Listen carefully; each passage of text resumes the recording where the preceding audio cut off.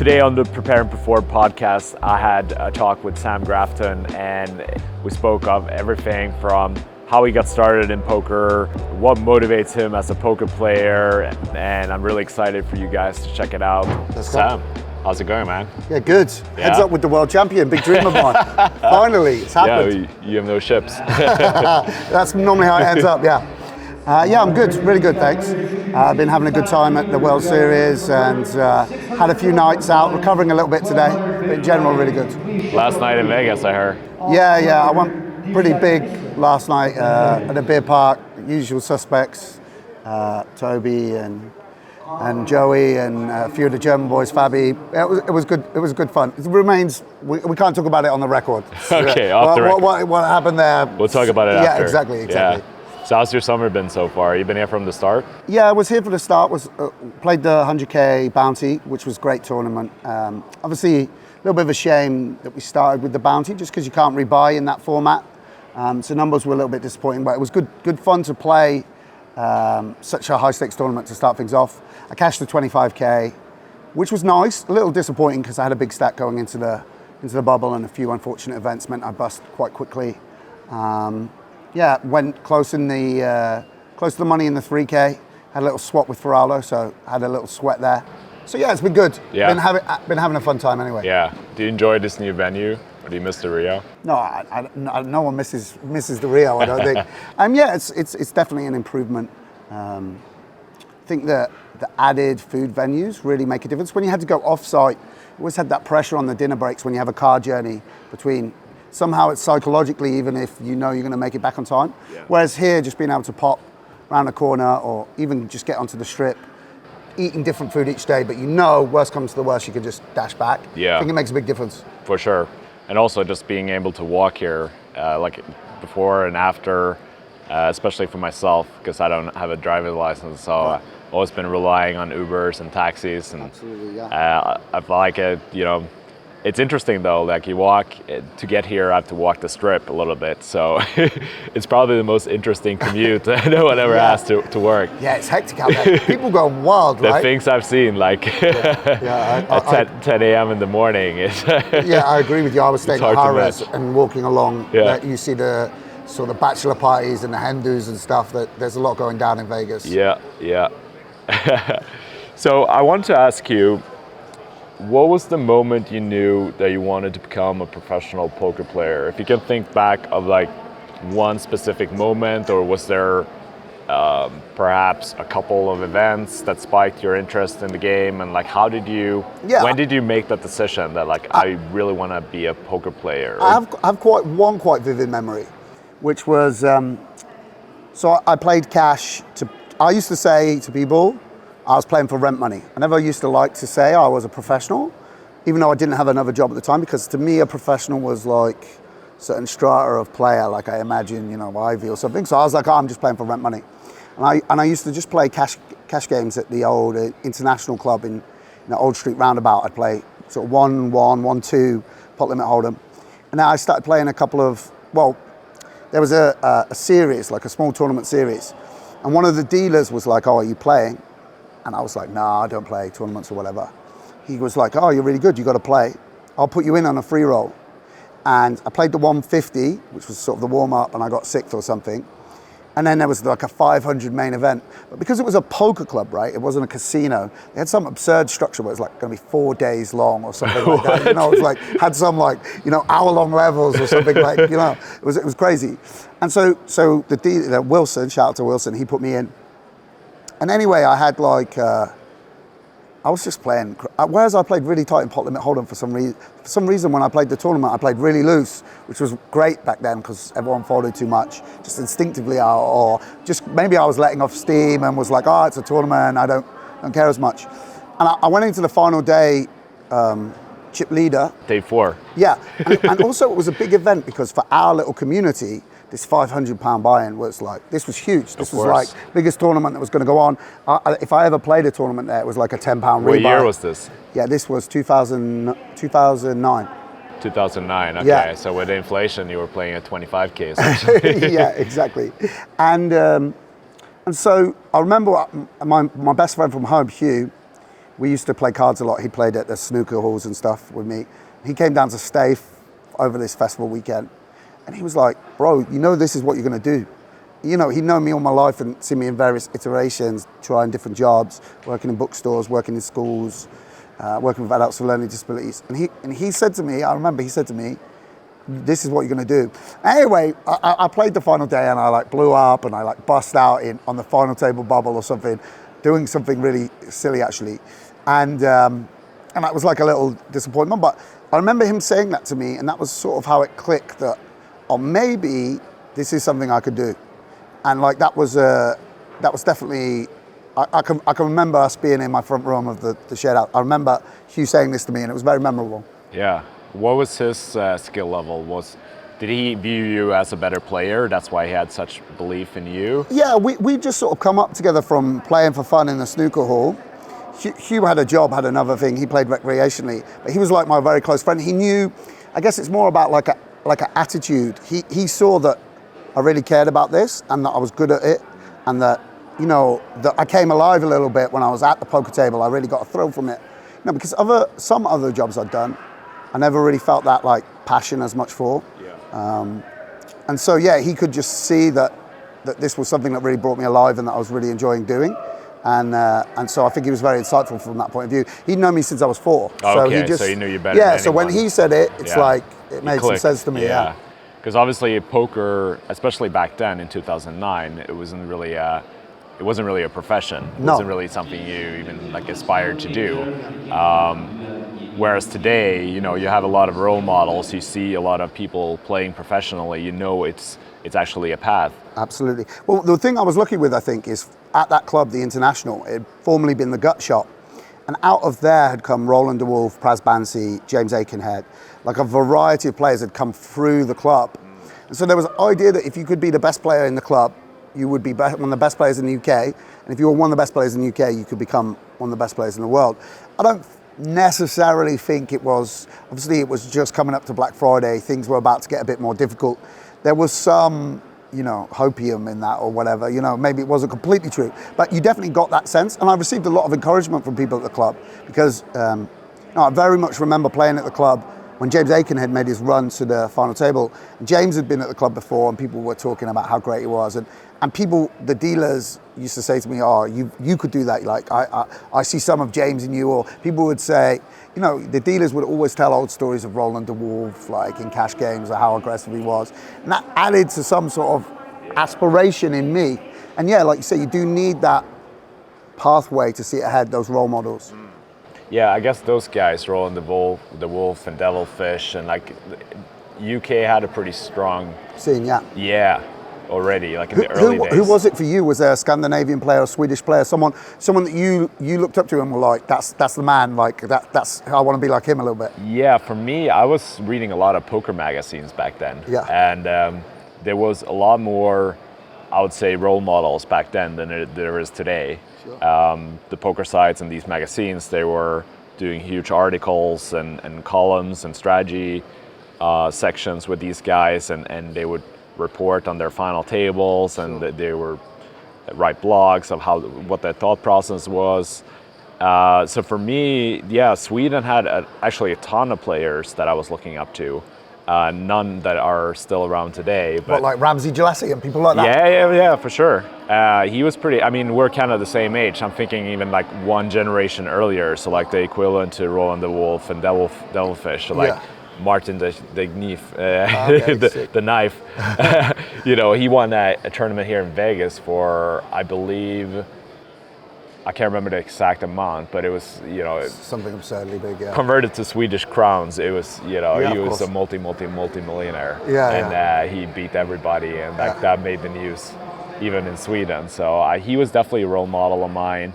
And then there were some guys that were a little bit younger, but still up and coming, that were crushing. They were always here at the World Series, doing their trip reports. I would follow them. Yeah. And you know, my biggest dream back then was to one day come to Vegas and you know, play like these guys. Sure.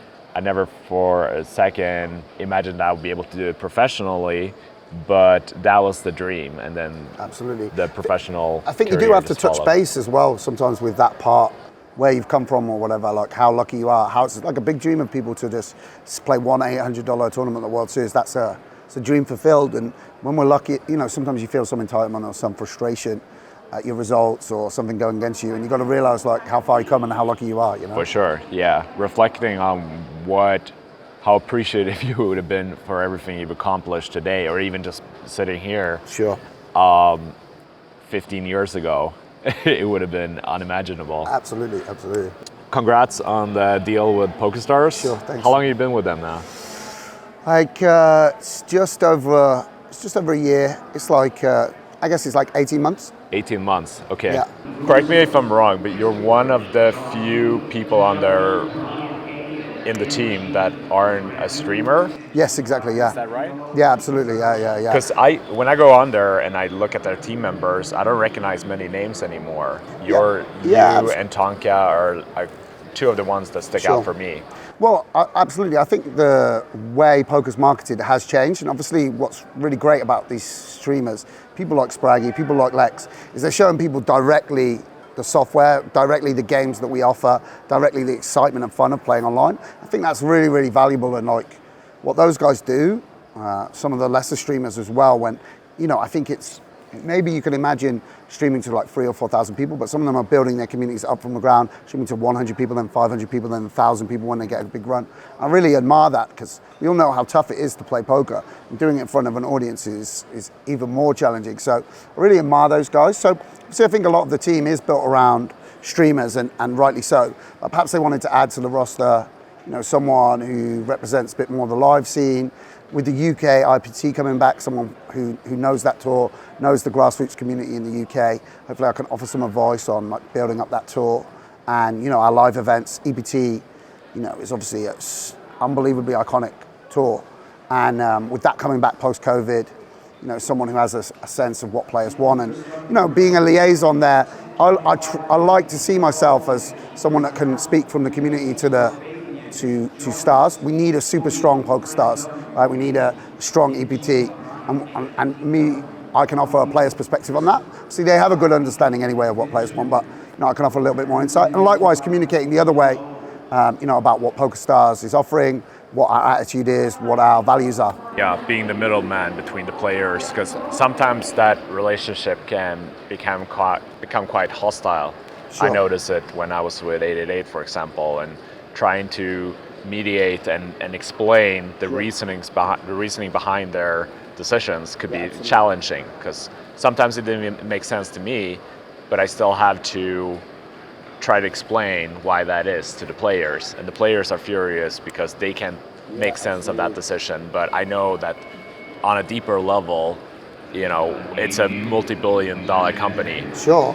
I mean, absolutely. At PokerStars, everyone behind the scenes is really trying their best, but communicating that to players and what we're trying to do is not as easy. I mean, one thing that made it much easier to sign with Stars is, see, we're under new ownership, and the Amaya years are behind us, and we've been taken on by Flyer. One of the things I was promised and guaranteed, which I think we've been delivering, is that we would be more player focused. Yeah. And I think we've seen that in like some of the changes that have been made to the EPT, offering better rewards online.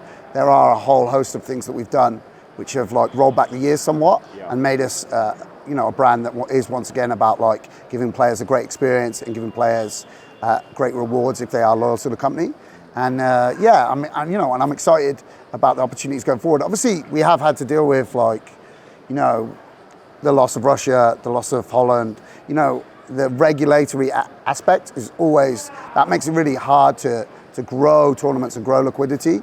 But, you know, we're going to overcome those hurdles and hopefully, you know, still offer a great product to poker players everywhere. Yeah, that's something I wanted to ask you as well. What do you think poker sites can do to overcome all the setbacks with regulations? Because it feels like it's only going one way. It's just getting harder and harder, and the community and the player pools are just shrinking every day. Yeah, obviously. I mean, one sign of optimism is the number of like states that are opening up in America. That's great. Another is like how much people are loving live poker, and that should translate to more people coming online. I mean, you see the fields here, the fields we had at EPT Prague, like broke records in the 1K. Monte Carlo, the numbers were up huge on pre-COVID times. Poker still offers something very unique. It offers like a community. It offers the opportunity to there's not many things that you and I could do where we go and sit down and we meet a whole host of new people, like each and every time that we sit. Not many things that offer that level of competition and sportsmanship as you grow older. So that, you know, poker is still, you know, is in many ways more unique now than it was in 2003, when so much of our life has moved online. Live poker's absolutely massive, and then that transfers to like building your skills, playing online. You know, that sort of there's a natural movement from playing live to playing online. Yeah, I think the only issue here is that live circuits in general doesn't make a lot of money. The money is made online. So for it to be sustainable to keep putting on live events, they need to funnel players back into the online world. Sure. Well, I mean, as I said, hopefully, you know, I've obviously been involved in the streaming of the Sunday Million, sort of showcasing that, turning that into a sort of a sporting event, a spectator event in a way it wasn't in the past. As I said, the streamers really directly showcasing how much fun you can have, you know, playing.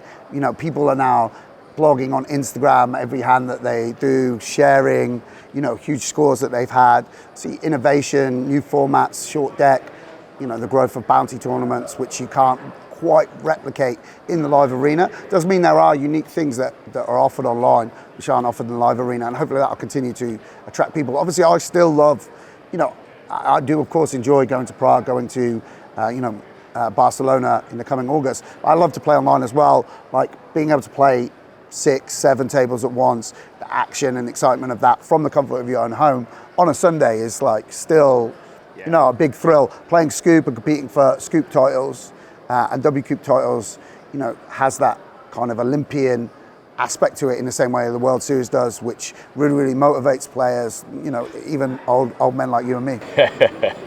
Yeah, it's a complete different game online, isn't it? I've always enjoyed the mix of the two. Yeah. You know, after having played live for a while, I really look forward to playing online. Sure. And after playing a big online series, I really look forward to coming here, playing one table, being able to look my opponent in the eyes, know what I'm in for, and just slow down the pace a little bit. Sure. Yeah, they've both got good aspects, and as you say, often there's like times and seasons within the poker calendar where you're really geared up for an NPT, or you're really geared up for Scoop, or whatever it might be. Yeah, pros and cons for both, for sure. Do you think there will ever be another poker boom? I mean, obviously that was a unique set of circumstances with the invention of the whole card, and obviously like just the creation of online, being able to play poker online was a big bang moment for a lot of industries, poker included. Perhaps we won't see that sort of upsurge, but you know, if legislation were to change in America, if we were to be able to link up player pools in a bit more in the future, that could lead to a set of circumstances where there is overnight growth in poker. As I say, I just think poker is a tough game. It's about, you know, it was played by working men, you know, after hours in restaurants, after factory shifts, in people's homes. Then it was played online. It's played in every country. It's played in countries where gambling isn't allowed for sort of fun without the monetary aspect. I think people will always play cards. So from that perspective, I'm not ever too worried about it. It's something that brings people together in a very unique way, and like binds people together and allows for conversation and connection across the table. And in that way, as I said, it's it will always live on. Yeah, I think we see a small sense of a poker boom on the live circuit right now. Yeah. Since, as you said, numbers are up on, I think, basically all the tours. Yeah, and also almost in talking in terms of times and seasons, we saw a huge spike in online playing over COVID times, right? Like we saw record numbers in every event on every site, and people really were drawn to poker in a time of isolation because it offered community connection and also competitiveness, which you couldn't get from going out and playing football or going to your gym or whatever. And now people want the opposite of that. People want to get out of the house. People want to see people in real life. And live poker is offering that. And eventually, the two will level out, I guess. Will balance out. Yeah. All right. Let's talk about cheating. So RTA is becoming a real concern and probably the biggest threat to online poker. Sure. I know the poker sites or the main poker sites are working in all their different ways, and I know a lot of the work and preventative methods and security is being run under the radar to not spike. Yeah. You know, it's not in their best interest to highlight how much cheating is actually going on. Sure. I mean, it's a tricky question because I know you don't necessarily have the answer or are able to share that. But what do you think poker sites can do to overcome the threat of RTA, or is it eventually going to reach a stage where it's inevitable and online poker just won't be a thing anymore? No, I mean, I know that PokerStars takes this very, very seriously. And I've had meetings with the game integrity team, and I can speak personally about PokerStars. You know, I was incredibly impressed by the game integrity team. It's like a very, very serious bunch of individuals who care very, very much about there being clean games at PokerStars. It was a department that, as I understand it, wasn't even run down under previous ownership. It has always had a really, really strong team with decades of experience in detecting cheating. The numbers that they showed me, which I can't quote off the top of my head, in terms of detection, were very, very impressive. Certainly, there is some detection from people writing into poker sites when they suspect something, and I would encourage people to do that. But also, just the software that they employ in order to identify when people are having a level of preciseness that means that they're suspicious. There's big investigation and a lot of resources thrown at that problem. And I do think actually with PokerStars, people do trust the games. You know, we've been very, very good. You know, some of these cheats that have been named have been banned on PokerStars for 7 years, right? They haven't been at the table for a long time at PokerStars. And I think it's one of our biggest strengths and biggest selling points. It's definitely sometimes has been a problem because actually I said to PokerStars we should shout about this more. And there is a kind of reticence about speaking about this problem. But I think now that the community is sophisticated enough to understand that this is a problem and hear the things that sites are doing to prevent it. So I think speaking a bit more frankly about the problem and what we're doing to address it is called for. Yeah, I 100% agree that it should be more of an open conversation, especially among the professionals that are sort of at the top of the game. And, you know, you don't have to advertise it, but you have to be open about it. And when players ask, you have to be transparent and tell them what's going on. Because I think it's not unique. Anything where there was cheating in cycling, there's been cheating in Olympic sprinting, you know, anything where there's prestige, money, endorsements on offer, it's going to entice bad actors. And not like in previous generations, there wasn't cheating. Obviously, we can name some of the famous poker players from the past who've been involved in various nefarious activities, a variety of nefarious activities. So, you know, each generation of poker players, each generation of the poker industry has had to tackle this problem. And, you know, I think we'll do so successfully. As I say, people are more cognizant of this than ever. And we've just got to be quick to call out cheaters. And then the sites and the industry have to work together to make sure that the punishment fits the crime. Yeah, and that it's significant enough and that they're cooperating. All right, so that leads us into our next topic. Should poker have a blacklist? And I know you've voiced your opinion about this on Twitter recently, and the concern about how it should be structured. Yeah, absolutely. I mean, one of the things... Yeah, it's complicated. Firstly, I don't think that you can bring people together over a purely negative issue. I think if there is going to be some kind of body where respected poker players come together, it should be also trying to bring about like positive change. I think the idea of just a supreme council like blacklisting people is not a very positive thing in the world. And I certainly think like some of the best poker minds coming together and thinking about how the industry can move forward, how it can be shaped, that could be a positive thing. And if they have something to say about game integrity as part of that, that's fine. But just coming together to like, in a negative capacity, if that makes sense, I think isn't something that's going to motivate our best minds to be part of that. Secondly, the thing I said on Twitter, which is worth bearing in mind, is unfortunately some of the biggest disasters, catastrophes in the poker industry since the beginning of the poker boom have been orchestrated by or been because of some of the most respected individuals in poker. I'm thinking of the UB scandal, I'm thinking of the disasters that happened at Full Tilt, actually the overreach of ambassadors at certain sites recently, or who were held up to be respected individuals to advertise a brand, but actually, being at the very least incredibly exploitative in the way that they treated VIPs or the way that they approached their responsibilities. So we do have to be a little bit careful. Like, this council has to have the backing of everyone in the industry, and it's hard to find individuals exactly like that. And it's also just is a case that, people that we've previously thought are responsible or perfect individuals could be like less perfect than we think.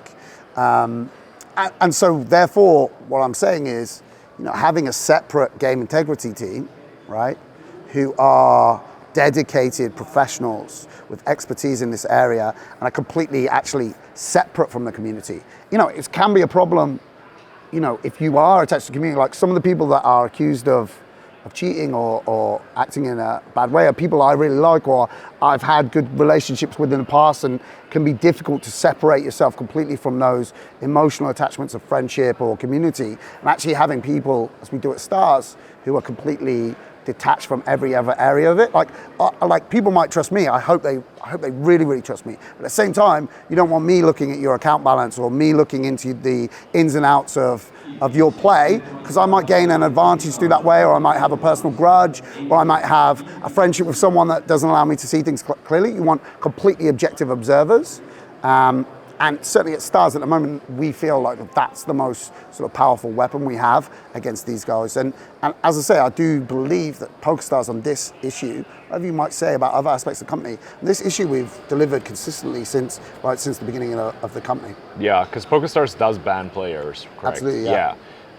So the issue, to highlight the global issue, is in order for us to implement a global blacklist, who's going to have the authority over those decisions? And there has to be trust also between like companies and, it gets very complicated. There has to be trust between companies and different tours in different parts of the world and different regions. And actually some of the companies and tours might be also bending the rules in a variety of ways or not operating completely cleanly. And now other companies might not want to get involved in them. So it's a very complicated issue. By the way, I'm open to suggestions and I'm open to the discussion, and I could well be convinced, that we can get together 10 or 20 individuals to sit on a panel, address this, and for their word to be absolutely final, right? Because it is a serious issue. I would never completely rule that out. Yeah, I think it was Rob Young who said that there's also the poker sites are kind of handcuffed because of regulations. Absolutely, they can't share who they ban and on what grounds. So they kind of have to keep it internally. And that obviously presents an issue that if they can't share it, if PokerStars can't share it with GG and vice versa, then that player is still going to play on all the other sides until he gets caught there. Exactly. And then they might have complete different metrics and might take them much longer, or they might not realize that he's cheating there. Yeah, and absolutely. then that player, even though the whole community knows that this player is banned for cheating on PokerStars, he's able to play on GG Poker because and also the companies have to trust each blacklist. other's game integrity teams, right? So let's say let's say for argument's sake that we feel at Stars that we're doing an incredibly good job and that we really trust our game integrity team. Now let's say there's absolutely minor poker company, Sam Grafton Enterprises or whatever, and I say, our game integrity has detected this guy, ban him please. We ring up the World Series, ban him please. Okay, well, how do you know my game integrity is up to the absolute tip-top standards and that we're going to trust this tiny company? Do you see what I'm saying? Like there are some problems from that perspective. Everyone has to have these completely rigorous standards, and then companies are sometimes scared of revealing the exact methodologies that they use. Firstly, because they can think it's a competitive advantage, or secondly, because they're using certain metrics which they're keeping secret, which they don't trust other companies not to share or be more open about. That it's just a very, very muddy waters. Yeah, that could be a way, I guess, if the poker sites are forming a partnership, they're not sharing information about who they're banning and on what grounds, but they can share their metrics and then their methodology for banning players. Sure. And if that's all aligned, then that would, if player A gets banned on a certain poker site and then goes to another poker site, sure, then that same metric is going to catch him over there as well. Yeah.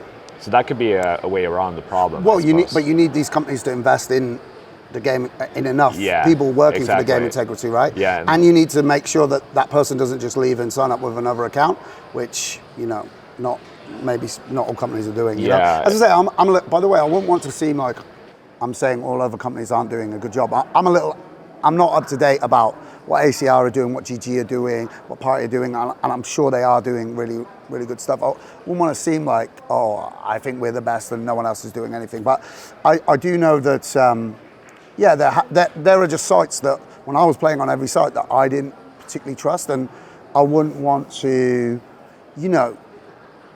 say 100% that they're getting things right from a game integrity point of view. Yeah, you don't know, right? I don't know exactly what's going on at PokerStars because I'm not a PokerStars employee, so I don't receive that information as openly as you do. Yeah. And likewise, you're not an ambassador for another site, so you won't get the insight there.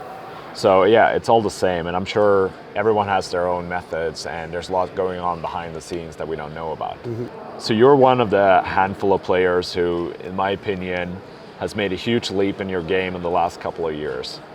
Other players that come to mind are Dominic Nietzsche, Jason Kuhn, Sam Greenwood, and these are players, and yourself included, that I view have taken your game to a completely new level in the last, I would say, 6 or 7 years. Mm-hmm. And I think, correct me if I'm wrong, but I think a lot of it has to do with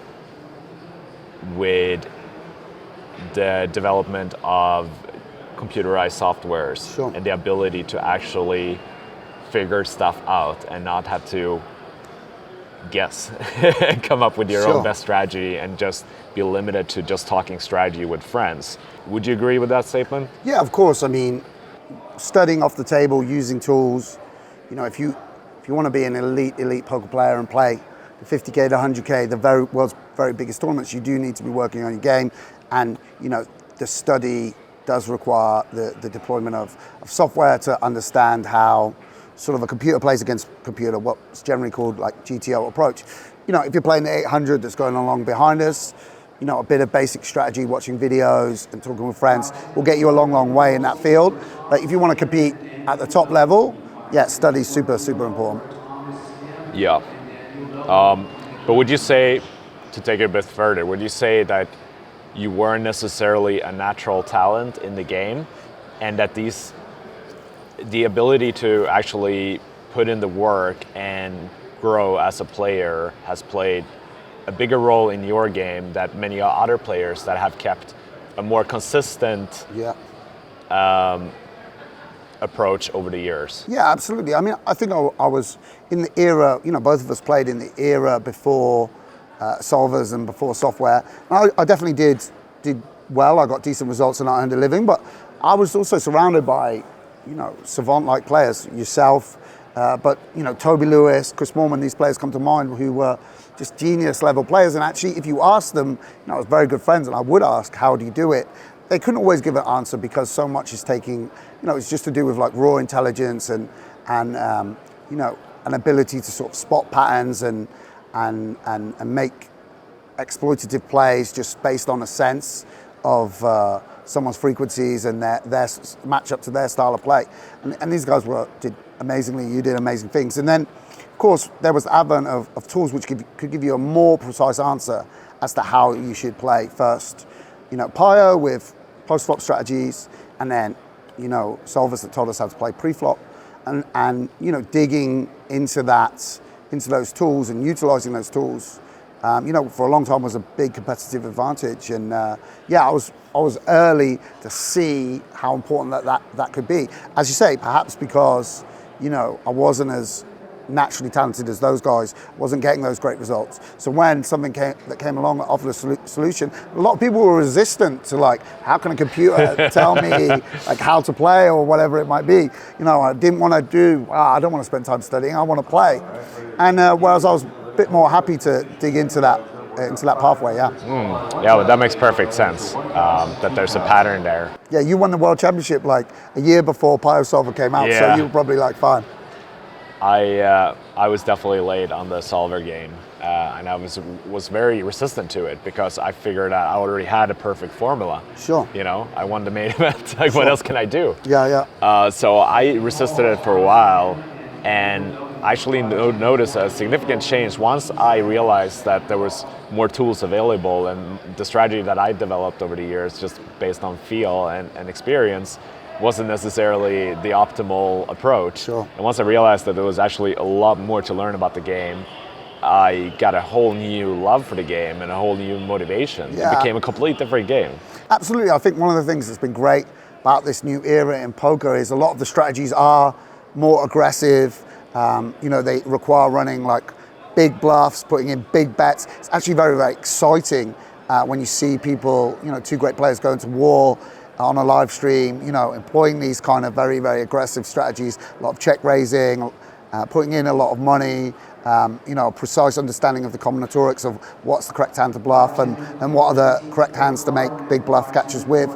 And so, yeah, I think it's been really, really enjoyable. Like, I love playing this style, and I could feel the advantages of it once I had a slightly deeper understanding of the way, you know, ranges interacted. And yeah, I still really enjoy studying, and you know, as I said, can be really fun studying with friends, trying to, you know, the solver doesn't just gives you an output, right? It's your job to look at that as a human and try and understand the broader principles. No one can memorize every single output across every single flop from every single position. It's about extracting big picture lessons and then applying them to your game. And I think that still does favor people with intelligence, people with creativity, people who are fearless, because to take these strategies and employ them in the day-to-day, that's still like another skill in and of itself.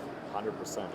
Yeah. I think that's why you see a lot of the players that still do great, people like Tim Adams, people like Stevie Chidwick, people like Elliot Fox. They were there in the era before solvers, actually, and they've just taken that amazing intelligence and applied it to an understanding of GTO, and have still come out as, you know, even better, even greater players. Yeah, they've been able to level up even one step further because of that. But yeah, obviously it definitely helps to have a background already. To go completely green and start studying solvers wouldn't be very helpful, because you still need a decent understanding of how the game works. Sure, and experience as well, because of course you're very, very rarely playing at a table where there's sort of everyone's playing in equilibrium. All it takes is one or two players to be playing. You know, if you've got someone at your table that's now limping every hand, or V-pipping 70% when they shouldn't, or will never fold to a river bet if they've got top pair, or, you know, a reasonable bluff catcher. Now the equilibrium shifts and you have to be quick enough to respond. That's what the great players are doing. They're switching between a more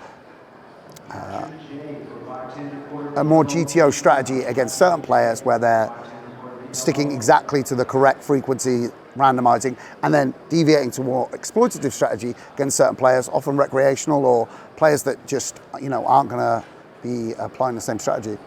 You've also been coaching other players for quite some time now, I believe. Yeah, for several years. How do you feel? Because I'm a coach now too, self-proclaimed coach. But how do you feel that coaching other players, I assume up-and-comer players, have had impacted your own game and development of your own game? Yeah, absolutely. I love coaching.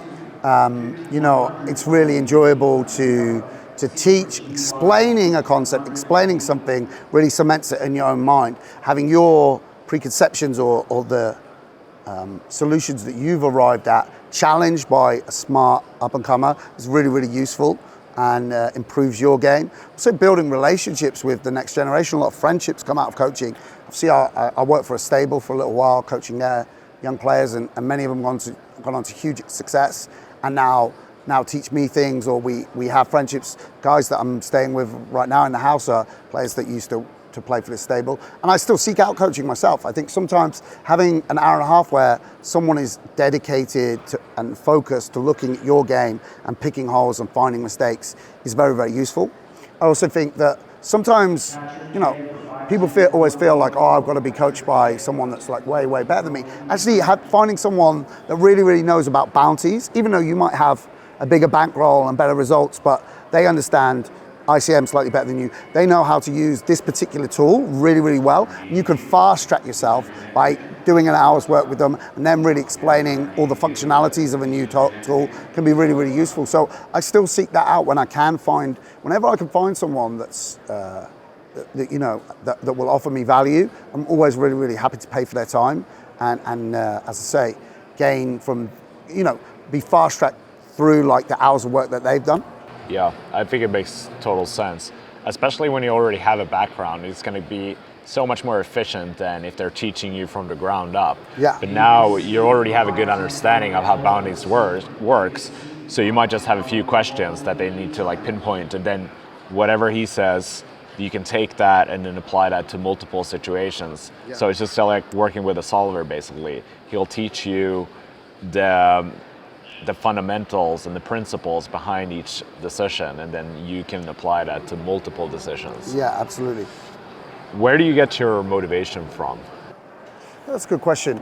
I mean, I'm still very, very hungry in poker. I love the competitive nature of it. I still really enjoy to sit down to play a Sunday online. Still really enjoy to sit down here at the World Series and compete in the live arena against people, meet new people. So I've never really wanted for motivation. There's still a lot I'd love to achieve, titles I'd like to win, continue to build my bankroll and, reach a kind of high level of financial freedom. Still a lot to be achieved. I still love the game. I still feel very, very blessed to be playing poker. And, I'm playing like super high stakes recently as well, which is very, very, very challenging, and every hand is interesting and you really, really put to the test. And I really get a huge buzz out of that as well. Still also affords us the opportunities to go amazing places, to travel and go to these amazing locations to play poker. So, nights out like I had last night, seeing friends and such like, it's still a great industry to be involved in. And, I'm very, very ambitious about my role at PokerStars as well. I want, PokerStars to grow and get stronger and be part of that, of a sort of new era there where we give more back to players as well. So there's a lot ahead for me. Yeah, amazing stuff. Having said all that, how do you view your future in poker? For how much longer do you think you'll be playing? Is there an end to this, or are you just going with the flow, or do you reevaluate your position every 6 months or 12 months? No, I'm definitely hungry right now for the next few years ahead. It's definitely not coming to an end anytime soon for me. I still feel like I'm really competitive at the high stakes, and I'm working to sort of future-proof myself and stay up to date there, so I can continue to play like the biggest games in the world, at least for a few more years. And I'll always play poker in some capacity. I love the game way too much. There might come a time, maybe it would be like family circumstances or something like that, where I felt like I needed to take things a bit slower in my life, or that I couldn't dedicate as much time to studying and staying at the cutting edge of the game. And then I might begin to take things slower and pick more juicy stops and be a bit more careful about what I play. But for now, I'm really excited to play and really motivated to play.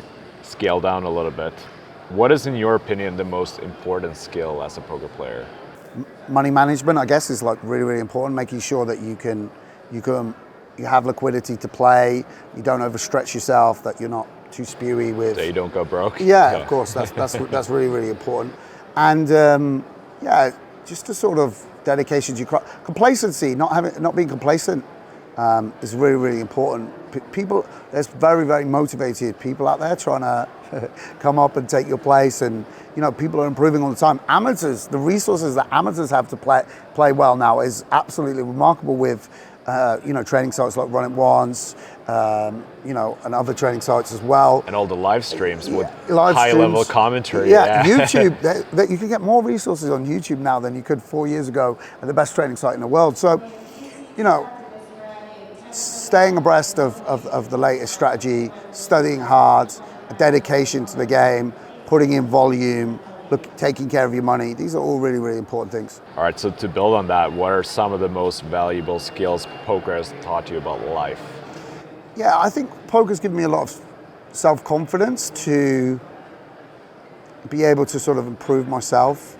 I really feel it's really given me a confidence that if I want to learn something, if I dedicate myself to it daily, 5 days a week, putting in time, that I could improve. I really have a confidence now that if I wanted to go and learn a new language, I wanted to learn programming, or I wanted to go back to university and study another degree, like that daily practice of study and excellence, that there's a kind of compounding effect of that. You look at the hours that we've put in over the last 10 years to reach where we are in poker. There was a lot of things that I thought, maybe I'm not good enough to go into this industry, or it seems a bit overwhelming. Now I wish I could go back to it, my young self, and say, bro, if you dedicate yourself to something on the daily, you can achieve amazing things, and I think that's a really, really big lesson, a lesson that I would pass on to any young person in any industry, not just poker, or someone young at university, and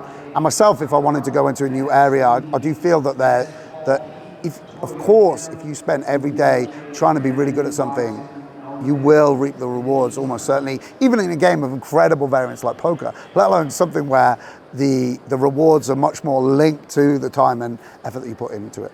That's refreshing to hear you say that, because I think a lot of poker players, and myself included, the longer I play poker and stay in the game, the more disconnected and the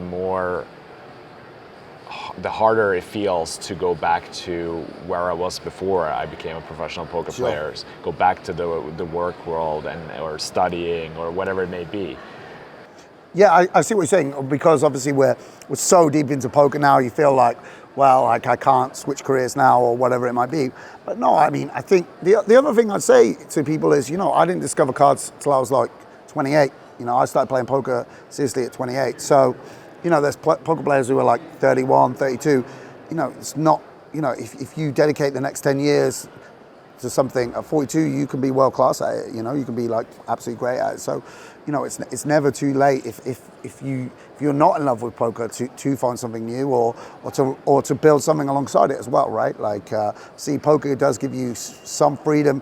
Dedicate your mornings to studying poker and your afternoons to working on something else. Yeah, no, it can definitely teach you that there's opportunities out there that aren't as clear as going to school for getting a degree and then start working. Poker has definitely taught me that it's important to take risk and see opportunity in things that I enjoy, and then pursue that, and then see what happens. Mm-hmm. And like, here we are, 14 years later. Like, I could have never imagined that I would still be doing this today, or that I would ever become a professional poker player when I started out, because it started as a hobby and it was something that I felt very passionate about. So that's definitely something that I feel poker has taught me about life, that it's important to take risks, and not be too comfortable, afraid of taking risks. Yeah. Maybe this one is easier for you to answer because you got into poker kind of late, so I assume you had a professional career before poker. What would you do if you weren't a professional poker player? Yeah, I think, I worked with adults with learning disabilities, and I worked as a teaching assistant. So something in that realm, like obviously, like maybe just being a teacher is the most likely path that I would have landed on. I worked for a small theatre company for a while when I first left university, and I was still very passionate about theatre. I go to the theatre a lot. Maybe that's something I'd like to do after poker. I'm always saying to people that maybe one day I'll open up a theatre company or something like that. I would love to do that. You like to be on stage? No, behind the scenes, behind like the scenes. producing or directing, something like I this. can see you on stage. Yeah, Improv. I was a really good actor when I was younger. I was in the theatre and I did even a tiny bit of professional acting. But then I started directing a little bit, and then I would join in sometimes and do like the improv or the warm up. I realised I had no skill. I completely lost it. I don't know where it evaporated into thin air. So no, I'm not a very good actor, but I love to be around theatre folk, around actors and people in that industry. So maybe something like that. Creative. Yeah, Creative and coaching. I tell you what, I could run a small bookshop as well. I'd be super happy. I used to work in a bookshop for a while, and I love being around books. You read a lot, right? Yeah, like I love to read. I mean, that's another thing, by the way. Speaking about the accumulative effect, people are like, "Oh, I wish I was into reading," or like blah blah blah. Yeah, just start by reading 20 pages a day, 50 pages a day. Yeah, at the end of 10 years, if you're 32 now, and by the time you're 42, you'll have a whole host of wisdom and reference points with which to orientate yourself in the world and understand things. It enables you understanding a little bit more about someone's culture or a different area of the world, allows you to make connections that again has that compounding effect. So yeah. Small commitments to create healthy habits, and then before you know it, you add a little bit more and a little bit more, and it becomes easier. Man, I love that, by the way. What was that again? Say that again. Huh? Small commitments. Small commitments to healthy habits. Yeah. Love that, by the way. Nailed it. I didn't write it down. What world problem would you like to solve and why? Wow, big question. Big question. Well, I think, in terms of, it'd be hard, maybe unjust to pick out just one problem. I guess what I would say is it would be like a sort of change in attitude or a change in values across society, because so many of these, of the biggest challenges we face in the world, problems we face in the world are, of course, connected. The privileging of men over women, white people over black people, and across every section of society, profit over people. If we could do something to change our priorities, overcome these hierarchies, dismantle these hierarchies, that would be the thing that would be most valuable, and then a whole host of problems would be solved because of that. The same racist attitude that leads to the way refugees trying to get into England from Calais, the way those refugees are treated, the hostile environment in the UK is connected to the racist treatment of Palestinians in the West Bank and the murder of people in Gaza, right? The same thing that leads, the underinvestment in Las Vegas in public transport is connected to the exploitative, the gross violation of the Amazon rainforest, right? It's the same sort of prioritizing of greed, of accumulation of wealth for the few over the environment, over the many. And so, a sort of radical change from more of a equitable society, more of an attitude of each according to his abilities to each according to his needs, rather than this sort of me culture where the priorities of the most wealthy, the richest strata of society is prioritized over the ecology, over the environment, and over the world's poorest. Oh, yeah, I love that. So basically, reframing the world's core values and priorities, and Absolutely. be more compassionate to other people. Sure. An attitude of brotherhood and sisterhood and fraternity to across nations, across cultures. I wonder if any of our poker traits can help build that or make that true. Sure. I mean, solving problems. I think a lot of, if you actually look at the structures of society, the set of social relations that we have, they aren't rational. They are out of equilibrium, right? A lot of what we do in the world is out of equilibrium and is going to lead to climate catastrophe, which is going to affect generations to come. The distribution of resources, the way it privileges people in the global north over the majority of the world, we can see that it's not rational. I mentioned, as it happened, the transport system and how we invest in that, the price of pharmaceuticals. These are, if you apply your analytical skills to them, these are unjust. They are irrational. They are privileging the few over the many. We do. We have a mutual friend in Igor who recently started working for Sure. Elon Musk Philanthropical Association. So there is hope out there, and Yeah, let's hope I think so. the world's going to be a very interesting place in the near future. So we'll see. Yeah. Sam, thank you so much for doing Pleasure, this. mate. Always great to chat, really. Have a safe trip back to Thanks, man. rainy England. Yeah. It's good to see you. I hope you come back. but Sure, and if not, I'll be rooting for you as well, mine. thanks, bro. Appreciate it. Cool.